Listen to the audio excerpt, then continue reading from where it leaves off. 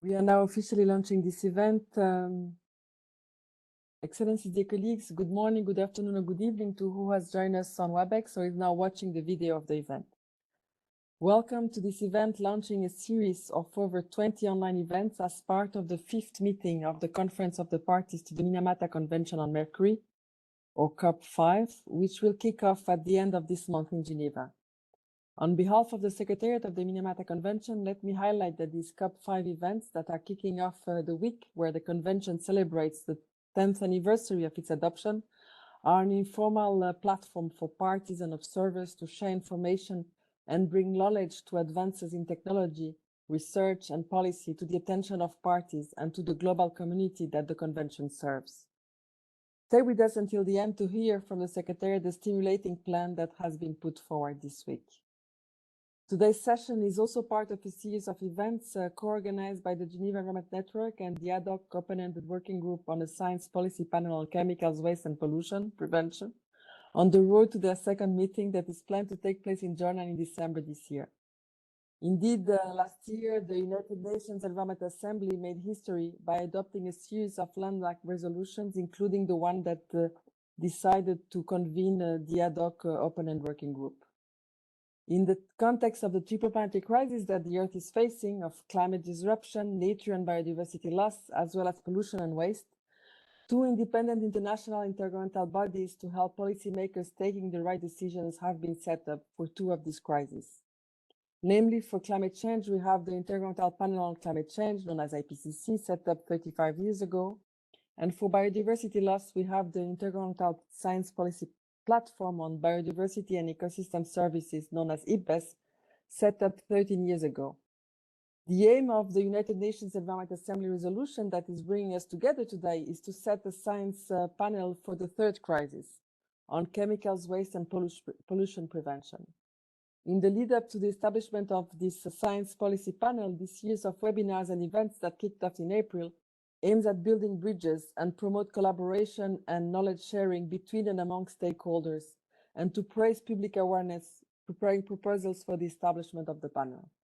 This is why we are convening today this session, including the COP-5 online events program, to elicit views from stakeholders to learn from their experience within and beyond the Mercury and health communities.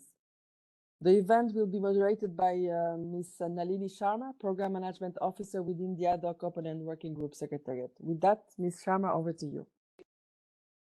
Thank you very much, Diana. And good morning, good afternoon, and good evening to all our colleagues. Today, we are very delighted to be launching the week of online events of the 5th meeting of the Conference of the Parties to the Minamata Convention on Mercury. With this event being part of a series collecting stakeholder perspectives as we are working towards the policy panel on chemicals, waste and pollution prevention. Just less than 2 weeks ago, the International Conference on Chemicals Management in Bonn adopted a new global framework on chemicals for a planet free of harm from chemicals and waste, and a high-level declaration. We're here today because last century, a large public health crisis due to mercury poisoning that was already brought to the attention of decision makers in the 1972 Stockholm Conference led to the establishment and adoption of a multilateral environment agreement almost 10 years ago. So this we would like to hear, of course, today of different perspectives of how we can learn lessons from the engagement with the Minamata Convention and representatives from amongst you. We have a very distinguished panel of speakers today, and I'd like to turn the floor to Ms. Monica Stankiewicz, who is the Executive Secretary of the Minamata Convention on Mercury. Monica, you have the floor. Thank you so much, Nalini. Thank you, Diana. Good day, everyone. I'm very pleased to be participating in the event on such an important topic, and also to open the week of the events preceding our Conference of the Parties of the Minamata Convention. I'm pleased to be with other co-speakers and co-panelists. Ladies and gentlemen, It has been mentioned by Diana that tomorrow, Minamata Convention, Mercury will be celebrating the 10th anniversary since the signing of the Minamata Convention on Mercury. We have now 147 parties to the convention, and nearly every 2 months, a new country is joining. So I hope for this trend to continue and welcome, basically, I would welcome additional countries to become parties to the Minamata Convention. Such a 10th anniversary, it's always a good occasion to a little bit reflect where we are heading and why. And that to do it in the context of an ongoing discussion and negotiation of a science policy panel, chemicals, waste, and to prevent pollution, which I will call SPP in short. I just returned basically yesterday from a meeting of the indigenous peoples from Amazon countries that was hosted by Brazil in Brasilia and organized by the Minamata Convention Secretariat to seek their indigenous peoples' perspectives and views on the use of mercury in artisanal small-scale gold mining, which is not the only, but is a major source of mercury pollution globally. This work is being carried out upon the request of our fourth meeting of the Conference of the Parties last year. And over 30 indigenous people from several Amazon countries participated, and they conveyed a consistent story of devastation that is caused by mercury, by artisanal gold mining, taking place in indigenous people's territories, in territories where they live, and in the nearby areas. And mining, I refer to this small-scale gold mining that is often illegal according to national legislation, mining with no consent from indigenous people's communities. And this devastation is due to the contaminated fish, polluted land, health problems, including among children. It is because of disturbance and threat that is brought to the local communities with mining and miners, who sometimes comes from the neighboring countries and even from faraway countries. And all indigenous peoples in the meeting from Suriname, French Guiana, Brazil, Bolivia, Colombia, Ecuador, Peru, and Guyana emphasize how urgent this matter is. And after and participating in meeting like this gives a lot of insight and is very impactful, as it was when I several weeks ago attended and visited Minamata in Japan. And I remember one thing from the recent meeting especially, and that was indigenous people, indigenous woman saying that she was afraid to get pregnant because of not to give a birth to a child who might be sick because of mercury. So what I can say about SPP and how SPP can support the work of the Minamata Convention, we need SPP that can help to reach the shared goal of protecting human health and the environment from chemicals and pollution. As many pollutants travel long distances, everyone is affected everywhere, but protecting those who are directly exposed and in vulnerable situation is especially an urgent matter. So the science SPP can mobilize, capacity SPP can build, and communication SPP can do should make a difference in public awareness and in political will to push for a greater change. And countries who are currently engaged in negotiating SPP with input from stakeholders are in excellent position because there is already a lot of information at hand. We have experience from other major assessment processes. There has been very good webinars on the issue in which I have attended as well. So all information to make informed decision on the kind of SPP panel that is needed is basically out there. And we know that each time a new agreement is created, it is also usually a better agreement than any previous ones. I trust this will be also the case with SPP. So to conclude, I'm looking forward to a new partnership that the Minamata Convention can create together or between Minamata Convention and a new SPP once it has been decided and established.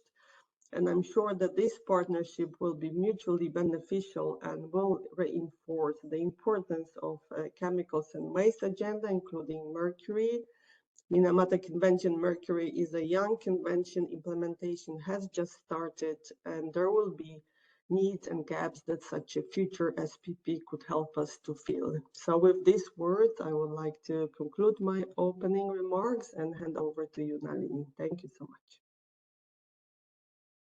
Thank you very much, Monica, really for those inspiring words and a really willingness now to kind of engage in this process as we establish this new science policy panel, and of course, following this establishment, its engagement and looking at through partnerships. And we hope that the COP-5 will, speak to this issue a little bit and give some guidance on how this can be done.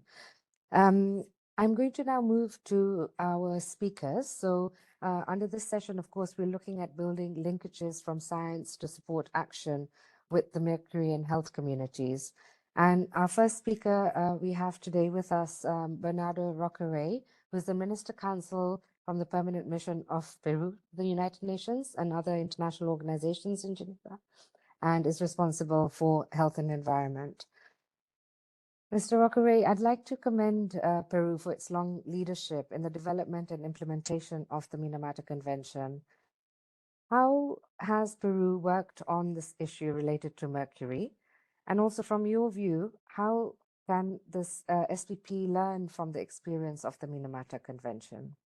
So over to you, Mr. Roqueret. Thank you very much, and good afternoon to everyone. I would like to thank, first of all, the Geneva Environmental Network for inviting Peru to this series of online events that are taking place for the 10th anniversary of the adoption of the Minamata Convention.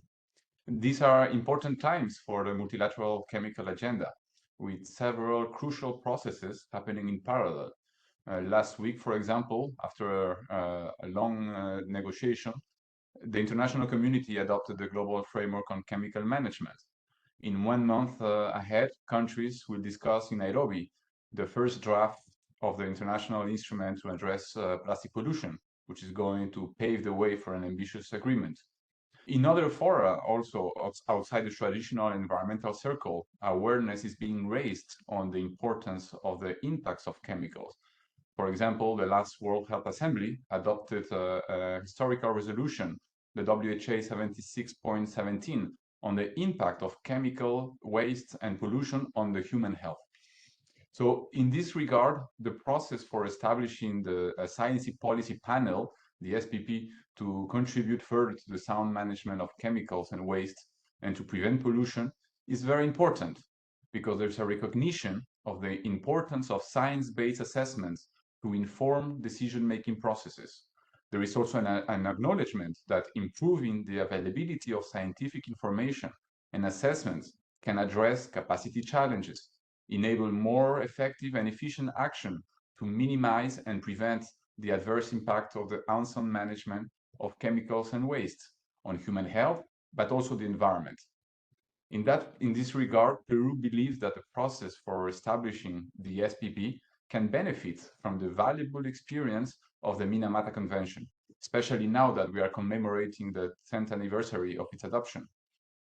Indeed, the scientific evidence-based information of the significant adverse neurological and other health effects of mercury lead to the negotiation and adoption of the Minamata Convention, with a full range of measures to control the supply and trade of mercury, as well as artisanal and small-scale gold mining. My country, Peru, is particularly aware of the devastating effects of mercury in vulnerable communities.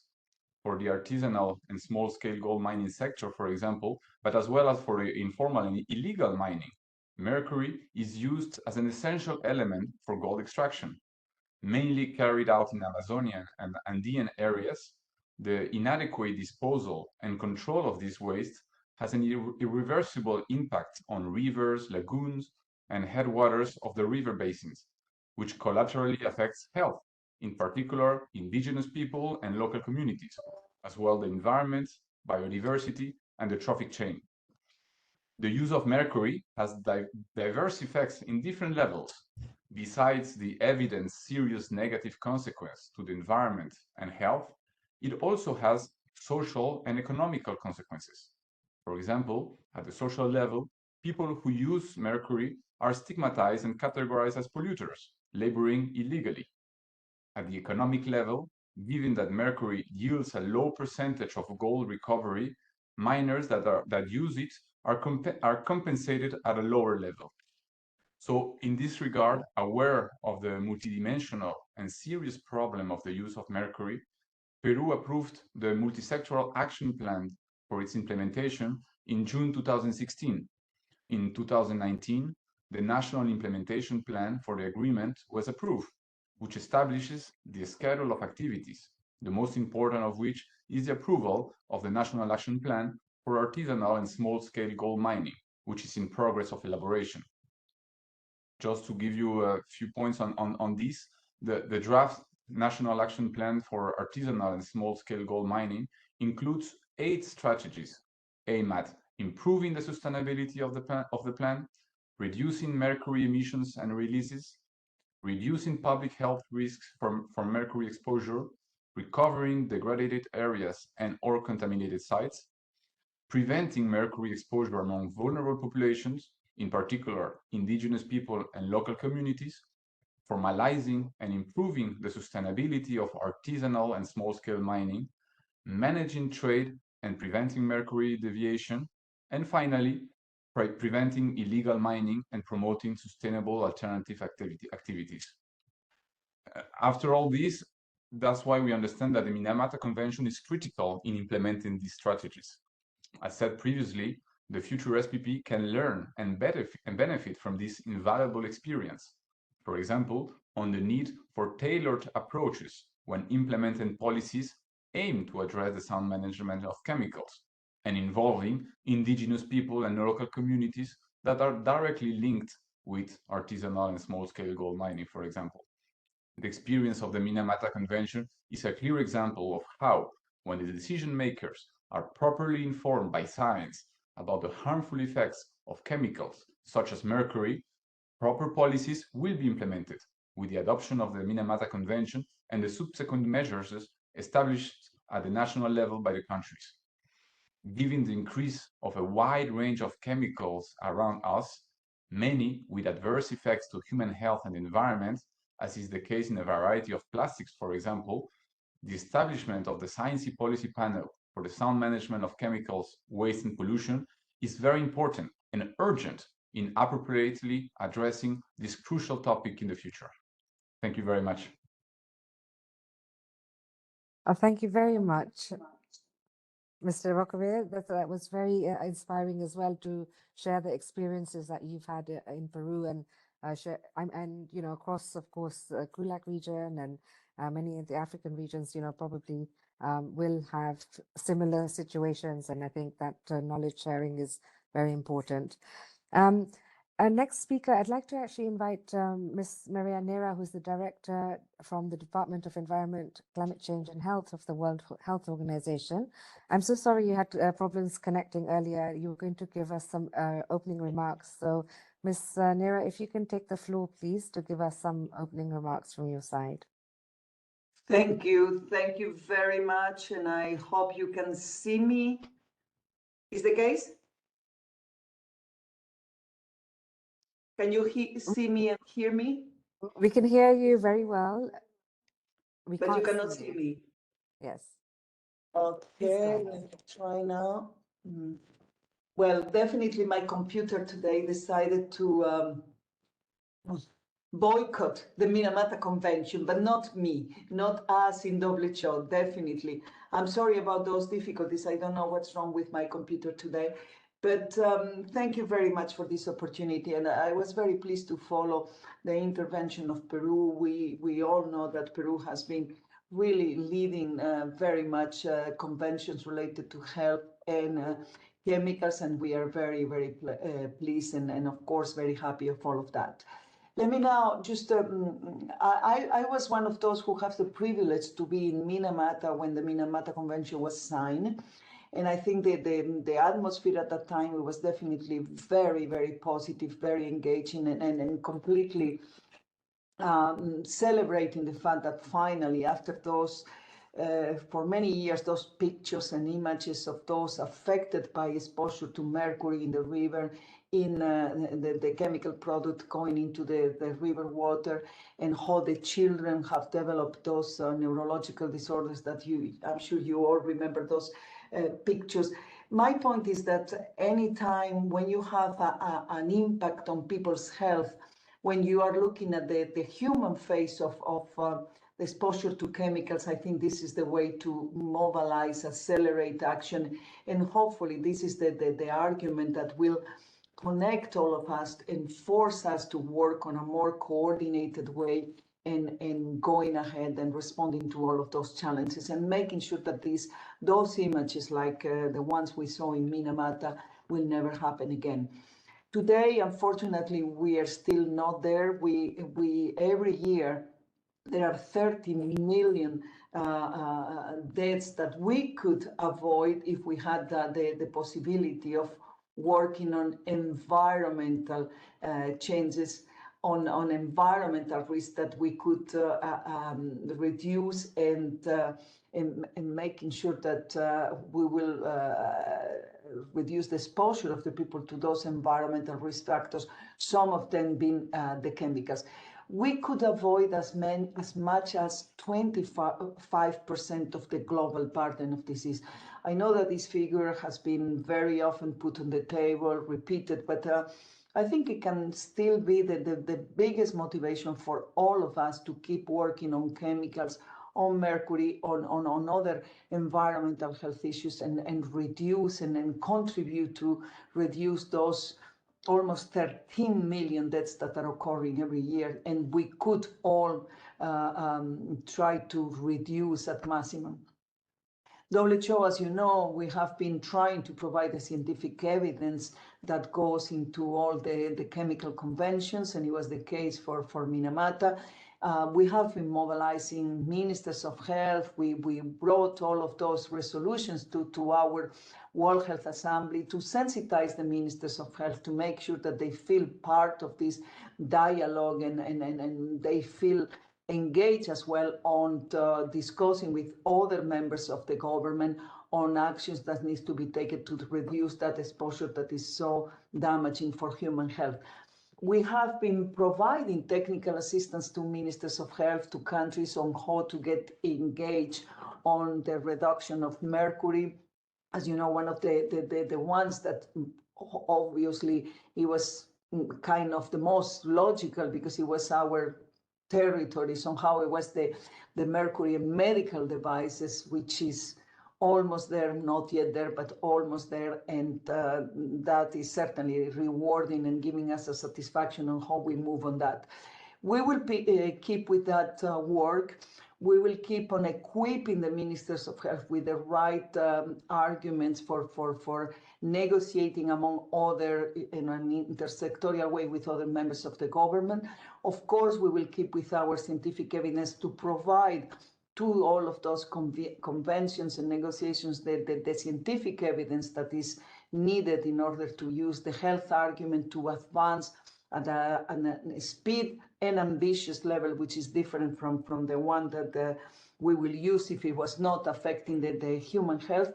And of course, we need more than just declarations. We need action, and we need the capacity to be working at country level, convincing them of the advantages that they can have on removing some of those chemicals, and finding other options, other alternatives. And of course, all of that on a very collaborative and coordination role, and making sure that this, by definition, which is an intersectorial work, keep doing it in that way.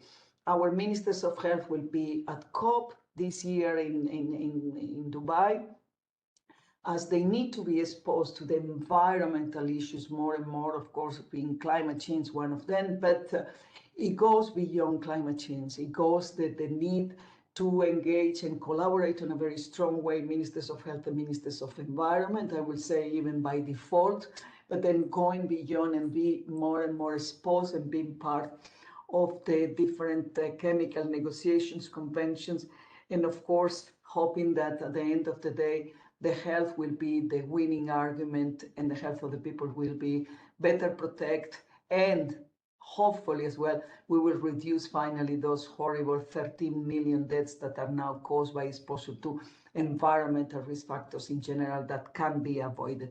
So thank you very much. I will stop here. And again, apologies for my camera that decided to avoid my image, which is fine, maybe. I hope the message was what you needed, and it compensate of the difficulties on the technical front. Thank you very much. Thank you, Ms. Nira. And I think really important messages coming through, especially thinking through on the science policy panel and really strengthening engagement with the health sector. We hope that, you know, this engagement with the Ministers of Health can also come through into our process. And we look forward to working with you in the coming years to establish the science policy panel, and then also, of course, most importantly, its implementation.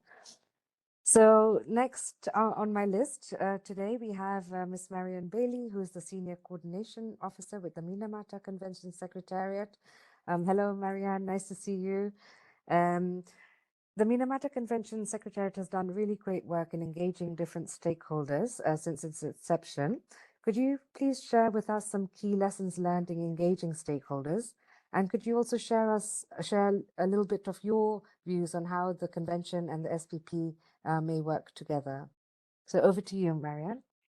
Thank you, Nalini, and also thank you so much to Maria Nira and team for the amazing leadership on environmental risk factors, and for Minister Councillor Roca Ray for the great leadership again that Peru has exhibited throughout the Minamata Convention lifetime. So to answer these questions, I have prepared only 3 slides for you. I hope they'll go quickly enough to illustrate a few aspects of the Minamata Convention experiences to date and how these could instruct future mutually supportive actions between us and the SPP in ways that would bolster stakeholder engagement and steer the attention of the public and decision makers to the big picture information they need. So in the next slide on intersessional processes, I've put forth 2 examples here. Our intersessional processes, of course, rely on sound science and data, as well as strong stakeholder engagement. And so without the engagement of the private sector, civil society, indigenous peoples, women's groups, youth groups, the results of our processes will just not be durable. So since before the INC process, for us, that was quite a long time ago, we have benefited from the multi-stakeholder UNEP Global Mercury Partnership. And with that group and others, there's many actively participating stakeholders. So in the intersessional processes, one example is our work on mercury added products and industrial processes using mercury. And at COP-4, there were 8 product categories added for phase out and 2 new requirements on dental amalgam. And that amendment just entered into force at the end of September for those parties that have not opted out of them. And the COP-5 will further consider 3 new proposals from the Africa region to amend Annex A, and it will do an additional work on both Annex A and B. And in the run up to all that, there have been a lot of submissions, a great deal of technical information on the availability of alternatives, the cost and benefits of various actions. And that all shows up in the intersessional work. So this really shows that the Minamata Convention can and already has evolved based on science and data. And then the other illustration is on artisanal and small scale gold mining, which Monica and Mr. Roca Ray have already mentioned. some of the recent work includes this work on our Indigenous Peoples platform and related convening and pulling together of information. Of course, this is a very complex topic. It will need really to be an ongoing effort and a very open and transparent and interactive, really, flow of science, data, information, updates to guidance, whatever is needed to ensure that the national action plans and all the other requirements of our Article 7 on ASGM are able to be fully implemented so that we can really have parties meet their reduction targets in their national action plans and really ratchet down both the use and the emissions of mercury and the resulting exposures from this sector. In the next slide, you'll see our effectiveness evaluation has already begun. We have a framework that was adopted at COP-4 and an open-ended scientific group already meeting and working hard. That group allows any party to have a voice in the in-depth deliberations of the group by being on the roster. It includes stakeholders, and the scientific community is very actively engaged. So at COP-5, our parties will consider finalizing the composition of the effectiveness evaluation group, which is a separate group, and will also potentially adopt the indicators for its use. And at that point, the effectiveness evaluation will be well on its way and able to complete the work of the first effectiveness evaluation, which will no doubt provide a great deal of insight for follow-up. And then finally, in the next slide, and to wrap up, integrating the work on mercury pollution with other issues, in particular biodiversity loss and climate change, is really crucial to ensuring that all the relevant stakeholders have the information and engagement that they need to scale up implementation. So here's just 3 examples of topics that COP-5 will discuss that these to me are good examples of where being able to step out of the sort of mercury only approach and better advance implementation by stepping out of that mercury only approach is a really good and important idea and will be useful. So we can provide the pointers and the pathways for integrated analysis. A great example of this is the work that we did jointly with the Basel, Rotterdam, and Stockholm conventions on chemicals and climate change and on biodiversity and chemicals. But these really just scratch the surface, and much more needs to be done and can be done to spur scaled up and integrated solutions. We did additional work on biodiversity for COP-5 at our party's request, and I would really encourage you to look at our meeting documents description of emerging opportunities for generating co-benefits from the implementation of the Minamata Convention and the Kunming-Montreal Global Biodiversity Framework, and also our INF27 analysis of the mutually supportive implementation options. But also on trade and on mercury emissions to the atmosphere, and especially when you consider training and capacity building needs, we really see compelling reasons for an integrated approach as part of a bigger picture of what countries need to do to provide the socioeconomic, the cost benefit, and the other information and analysis to support decision making. We've done a lot of work on knowledge management, but we're presenting a new digital strategy to our COP. It's organized by digital ecosystem, partnership, governance, innovation. It really highlights the relevance of collaborating with key stakeholders like Informia. And we're proud of the work we've done so far on our online reporting dashboard that provides real-time data from our national reports. and also a projects database and dashboard for both parts of our financial mechanism. But that's just to illustrate the importance of establishing knowledge management platforms very early on. It really is impactful and gets the information where it needs to go if designed properly. So we have an online side event on this tomorrow that you might want to watch. So really all this is about making the analyses accessible and understandable to the public and decision makers and impacted groups to spur action. And that'll go a long way to supporting implementation and enduring and mutually supportive efforts at scale to address these issues. Thank you very much. Thank you very much, Marianne. And really highlighting around the knowledge management, information sharing, which is very crucial to the work of the SBP. It is one of the key functions.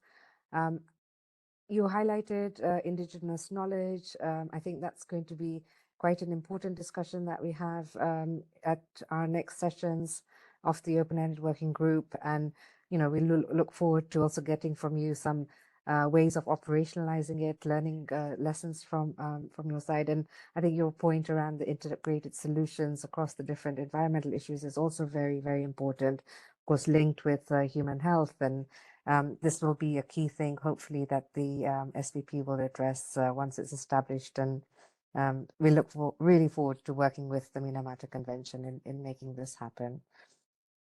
Our next speaker is Ms. Leslie Onion, who is the head of the Chemical Safety and Health Unit from WHO. Leslie, welcome. Nice to see you. Thanks very much. You're welcome. Our understanding of the human health concern of mercury was important for taking action on it. And in order to comprehensively address mercury, we also need an active engagement of the health sector. And this, I think, you know, was really highlighted in Ms. Nera's opening remarks earlier. The health sector is both knowledge holders and end users of knowledge. Could you tell us in a short way how WHO has played a leadership role in engaging the health sector on this mercury issue? And learning from the issue of mercury, how do you see the role of WHO and the wider health sector in the future SBP? And how can we engage the wider health sector as well in our discussions in the open-ended working group process, but then, of course, you know, getting them involved so that then once the panel is established, they can be really up and running as soon as possible. So over to you, Leslie. Thanks very much, Nalini. Well, the Ministries of Health and the health sector have been aware of the health impacts of mercury for many decades. And so they were obvious allies in the formation of the Minamata Convention. And I think right from the beginning, the World Health Assembly, which comprises ministers of health from all 194 member states of WHO, they were very much on board right from the beginning, encouraging the Ministries of Health to go further, to work collaboratively with the Ministries of Environment and other ministries such as Labour to really get the convention in place and also to support its implementation. So we have a specific call to action, if you like, which was endorsed by the Ministers of Health, and also since 2014 have been encouraging Ministries of Health to work on implementation. So WHO, as Maria said, has been an active partner in assisting governments with technical support, providing technical guidance, document know-hows, and so on. So I think that this sort of early engagement is critical and will be also with the Science Policy Panel. We've seen it also playing out very successfully in SciCam, and now we look forward to the successor framework instrument for SciCam as well. So WHO has been actively supporting implementation in a specific number of areas, phasing down or out the use of mercury in dental amalgam, eliminating the use of mercury in skin lightening products, phasing out the sphygmomanometers and thermometers containing mercury, addressing the public health aspects of artisanal and small-scale gold mining, as well as playing a key role, and we see this as a very important role moving forward in terms of the effectiveness evaluation. So when we look at all of those things, we can perhaps identify some of the sort of successful ingredients there that will also be relevant for the science policy panel, because each of those areas, as well as having a specific target that the convention has set, do bring certain science policy challenges, whether it be new alternatives for dental amalgam, the analytical know-how, the regulatory know-how for the skin lightening products, and the medical devices, in particular needing new instrumentation at a cheaper cost. That means looking at new electronic devices which don't need to use mercury. And also in terms of the indigenous people and the artisanal and small-scale gold mining, a lot to be learned from communication and behavioural insights and so on. The effectiveness evaluation also is a big area, because there's human biomonitoring is not yet at a stage for any chemical where it's routinely used for decision making. And whilst the convention has a specific question, like, is the convention being effective in reducing the levels of mercury in humans, then there are a lot of technical work there needed in terms of interpretation of the human biomonitoring establishment protocols and so on, so that we can make reliable use of the information. So I think that when we look at the science policy panel, we need to identify some things which are common across many of the areas of our work. And we want to have a driving force that these common elements will benefit health, but also accelerate implementation of the relevant instrument. So I really support what Marianne was saying about the need for integrated solutions. So I think it's not every aspect of a convention or a framework that has a science or policy dimension that the science policy panel should be looking at, but it's more those issues which are common to several of these instruments and that are really critical to accelerating progress further forward. As I mentioned earlier, that it's important for the Health Assembly to be engaged from the beginning, as they were with the Minamata Convention. We now have the Health Assembly very much engaged and asking for options of how WHO could further assist the establishment of the new panel. They've asked for us to present a range of options that can be considered at the next Health Assembly in May. This is somewhat of an accelerated time frame so that we're in step with the negotiations that are taking place in the SPP.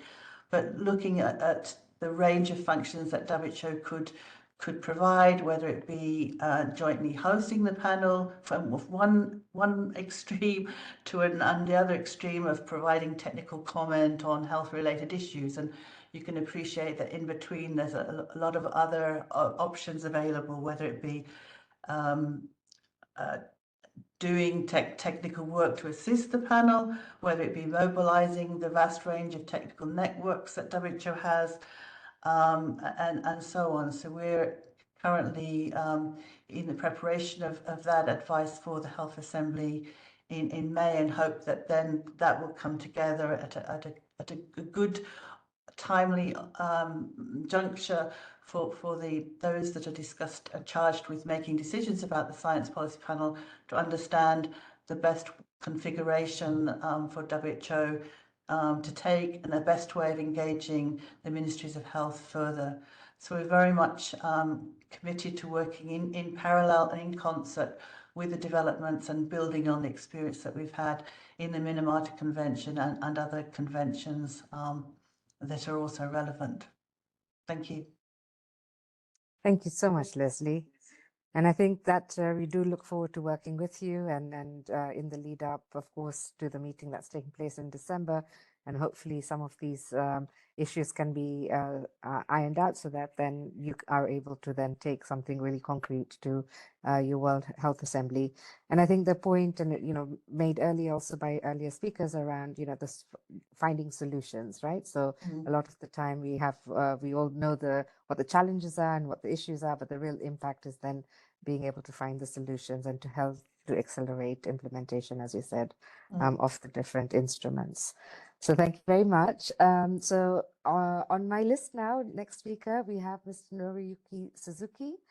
Thank you very much for joining us. Mr. Suzuki is a senior fellow from the National Institute of Environmental Studies, NIES, as it's known, from Japan. So welcome. I know it's quite late for you, so thank you so much for staying and joining us this evening. Science has played a very important role in the development and implementation of the Minamata Convention on Mercury. From your experience, what do you think were the keys to bridging the science policy interfaces in this case? And how can the Science Policy Panel learn from the experience of Mercury to engage the wider scientific community to get them involved in its work? And how may the Science Policy Panel support the scientific community on Mercury and beyond? So over to you, Mr. Suzuki. Yeah, thank you. Thank you for your introduction. My name is Noriyuki Suzuki from National Institute of Environmental Studies, Japan. And it's my honor to be invited here on this important side event on the Minamata Convention COP. And also, I'm sorry for that. So I may be the only pure scientist in this venue. So sorry for allowing me for slightly scientific style presentation of myself. And today I'll talk about my thoughts on the importance of sound science across all relevant national and international structures, based on my experience on some Minamata and other frameworks. Next, please. And I'll talk about my own examples from socioeconomic scenario to human exposure to mercury via aquatic biota species. This is our research project done in the several years, and this is to assess how different scenarios give impact on human exposure to mercuries. And the basic study design is consisting of several parts. And the first one is to establish baseline and intervention scenario-based emissions and material flows of mercuries. And the second one is analyzing the global mercury fate and exposure based on scientific tools. And the third part is to assess the impact of Minamata Convention and countermeasures.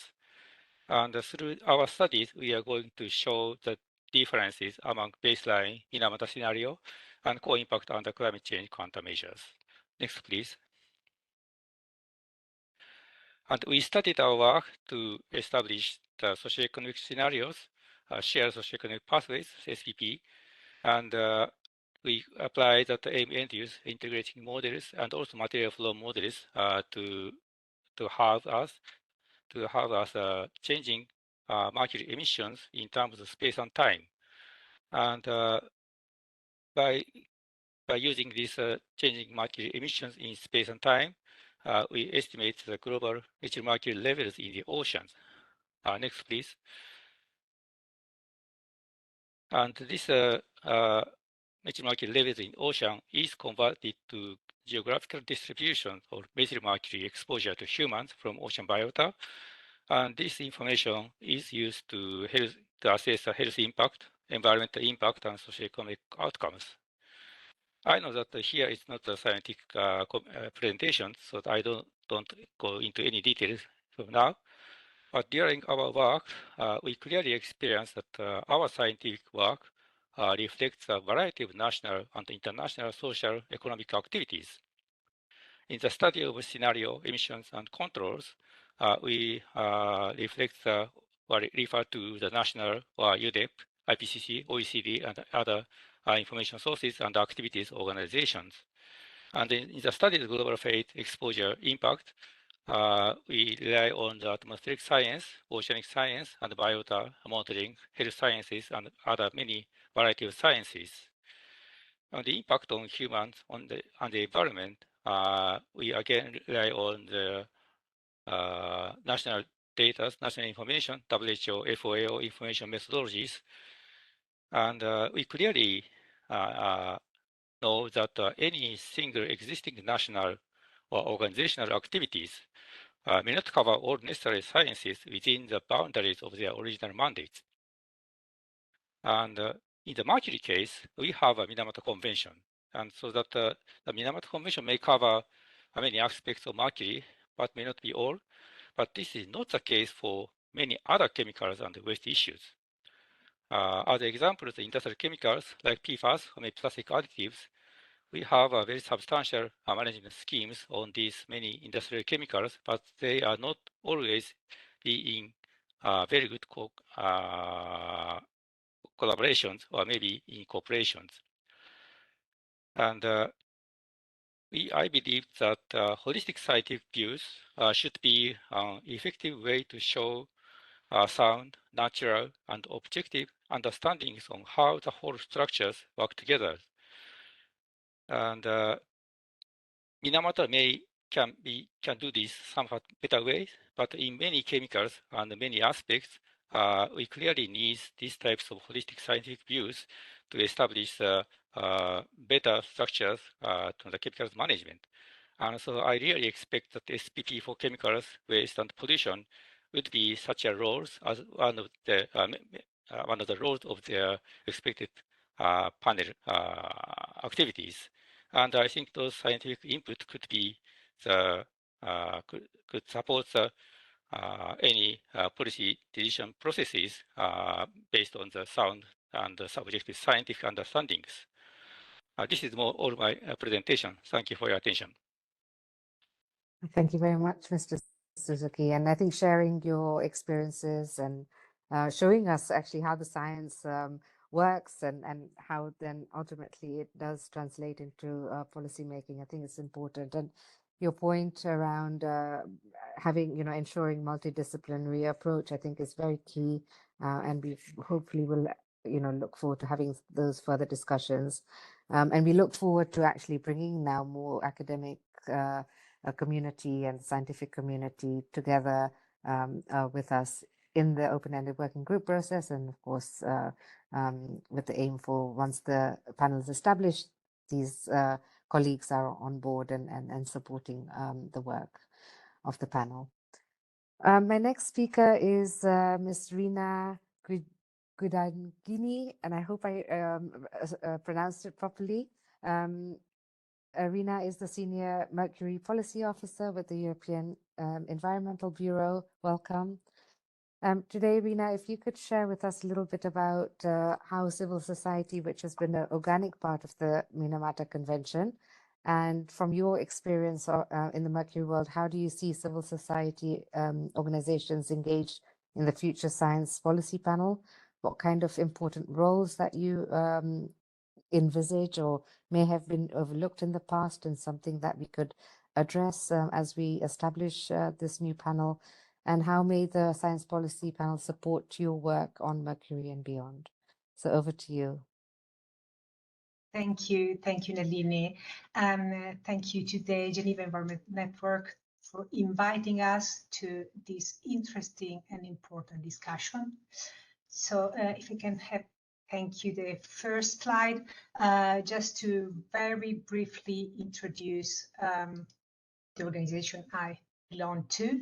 So the European Environmental Bureau is the largest network of environmental citizens organization. It has been created in 1974 and nowadays is gathering over 180 member organizations from 40 countries, while the Zero Mercury Working Group is an international coalition born in 2005, which gathers more than 110 public interest environmental and health organizations spread over 55 countries all over the world. Thank you. So next slide, please. So about the first question, interesting one, Well, the inclusion of civil society organization into the science policy panel could help to identify a wider range of data to include. For example, data collected from citizen science about local use, or presence and exposure to mercury, especially where dangerous activities like ASGM, artisanal and small-scale gold mining, already mentioned by Monica, are performed, or where industrial mercury emissions are particularly high. NGOs working on the ground could also report exposure pathways that the expert may not necessarily know about or consider, such as culturally specific uses of products or traditional foods, traditional working techniques, and traditional scientific knowledge of indigenous people, which are information that are not necessarily included in science. So also historically, working on the ground, the CSO play an important role in bringing new and emerging environmental issues to the fore earlier, often earlier than the big organism working on science. And from an NGO perspective and experience, supporting action with robust scientific evidence is absolutely needed. So science is key, of course, but it is usually easier to trigger policy actions where there is evidence of local issues to solve. It is well known, for example, that mercury is a hazardous substance that is transboundary, that is a global pollutant, that it causes a lot of health issues, starting from neurological issues, but kidneys, on the skin if it's applied like cream, and so on. But this general information should be translated into local evidence, and it should be brought to policymakers as a local urgency and important thing. And NGOs can often provide this evidence. Also, the inclusion of representative of civil society into the science policy panel will be an added value, because it will ensure more transparency about scientific information and analysis used to support policy decisions. Also, it will ensure a wider range of views when making policy judgments about how to use science. For example, using a high level of public health protection when setting standards to ensure that all the most vulnerable population, meaning children, women, elderly, indigenous population, are really protected. In addition, when science is translated to policy, there are not strictly scientific questions that raised and are involved in the debate. For example, value judgments and different kinds of risk tolerance. To what extent can we accept a risk? There are ethical concerns about distribution of impacts, again, on the most vulnerable part of the population. So the process needs participation from the full range of society to properly use science to make policy. Of course, this applies to mercury work, which we are particularly focused on, but also on all chemical work. On the other way around, how can the SPP support our work on mercury? Well, first of all, it would be great to have to make science easily available. It means that the panel can work on, I don't know, technical reviews or paper reviews, or produce piece of science or paper. These should be free of use, so that the civil society organization could have a valid tool, not only to promote good policy choices, but also to inform, if it's possible, also train health professional on the ground to recognize the effects of mercury intoxication, which can have different degrees and impacts. I mean, not all the mercury intoxication end up being the Minamata disease, fortunately, but often talking with a health professional on the ground, they don't know how to recognize these symptoms. For example, about using skin lightening products containing mercury. They don't know if mercury causes some symptoms different from other additives that are in the skin lightening creams. So making science more accessible and understandable through infographics and short reports could help in this way, so that we could involve medical association, family doctors, nurses, poisoning centers, local health facility in raising awareness among the population, and also asking them to keep records about incidents related to exposure. And it could make the difference, giving science and getting back science and report all to the science policy panel. And all this has a connection with capacity building on the ground, and could be, for example, linked with the Global Monitoring Plan and other conventions. And this is what the states are kind of asking. I've been following a similar debate and panel early in May at the BRS COP, and there were Brazil, Iran, and Lesotho taking part in this debate, and they were saying that involving local scientists and trained local experts could be really a plus, because these could generate sustainability in a foreign problem and in keeping the good policy decisions. So basically, policy makers can change over time because of election, because things change in a country. But if you build knowledge in the country among local scientists and universities and academia, they would be there to support good policy decisions. About working on the ground, we have been, I was mentioning before that CSOs and NGOs can bring under the spotlight problems in advance, earlier than big organisms. And the example that I want to bring quickly is about skin lightening products. So Zero Mercury Working Group, with the help of partners and NGOs, has been collecting and testing samples of, for several years of creams, lotions, soaps intended to lighten skin. And we've been discovering that a lot of illegal products can be bought easily online, making harder control and the protection of the population. And our data have been published every year and are available on the link, following the link that you see on the slide. The new report will be presented very soon. And on top of that, we created a database which is accessible online with the results of all the analysis. So it's available for everybody. It has been already used by some governments. We have been sharing it because this skin lightening work has involved not only CSO, but we have been in collaboration also with local governments.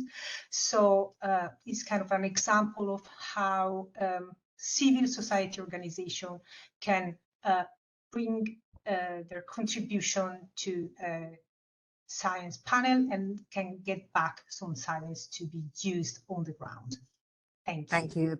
That's actually really a lot of information, Rina, and I think that's very valuable information that we can take forward in our discussions for the open-ended working group process, and of course beyond. And I think the importance of civil society organizations in monitoring and playing an advocacy role, I think, is extremely important, which you highlighted. That brings us, colleagues, to the end of our session. We're a few minutes over, but we have a final speaker.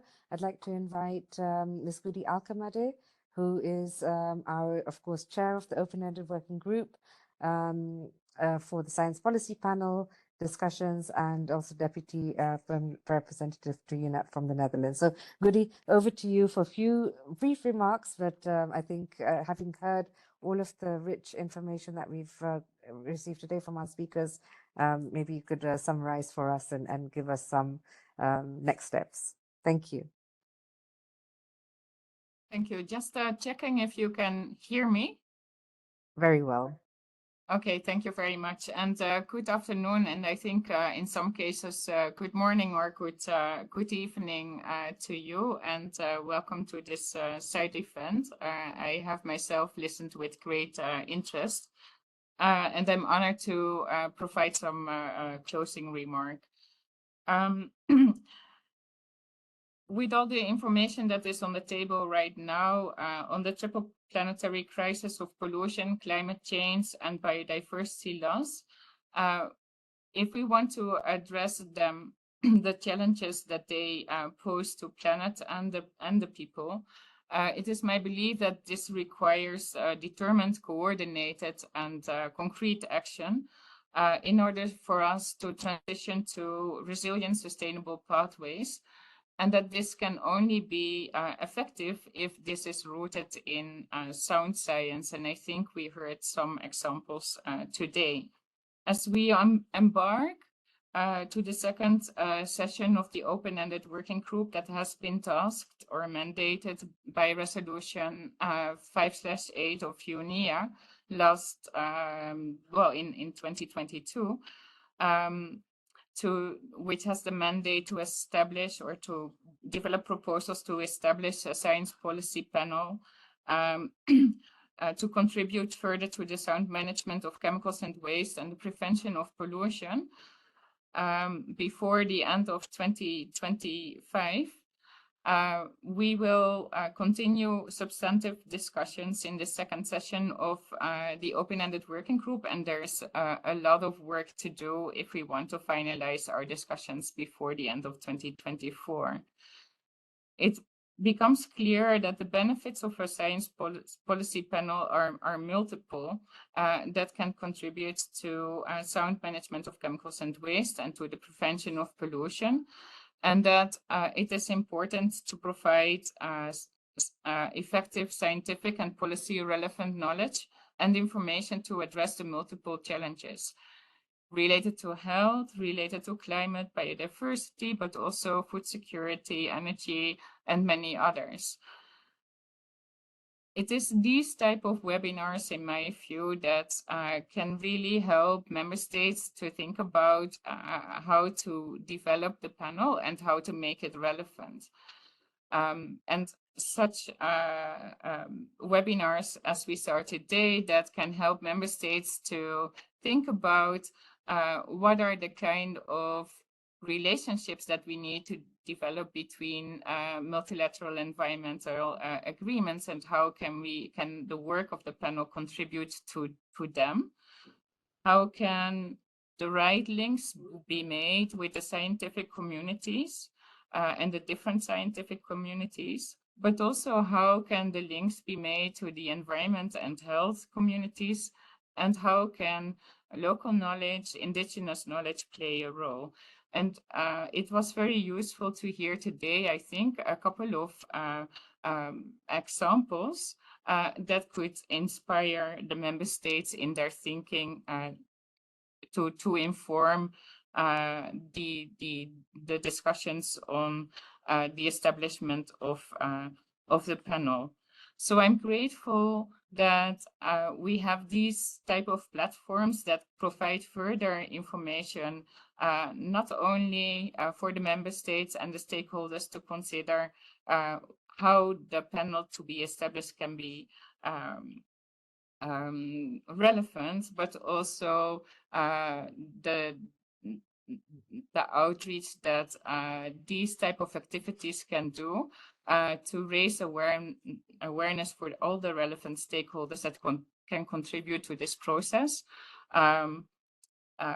to also be able to provide their view. So I would really encourage all member states, but also relevant stakeholders, to think about how can they make significant contributions in this process, so we finally are able to build upon existing frameworks upon existing experiences and draw from the lessons learned in the various processes to date, so that we come out of this process with a panel that can really contribute to the lives of people finally on the ground. So thank you very much for my little contribution. I heard quite a few relevant thoughts. I think what I heard today was the importance of looking at integrated solutions, or provide a platform to think about integrated solutions, making sure that all the data, all the relevant science is taken on board, and that the various networks that can contribute are having a place in this process. Thank you. Lovely. Thank you very much, Goody. I appreciate those final words and bringing everything together. So, colleagues, let me thank you all very much for the opening remarks, for your inputs into this really important webinar. We hope it's also provided some good food for thought for our participants as well on this call, and we look forward to working with you in the close future. Bye-bye.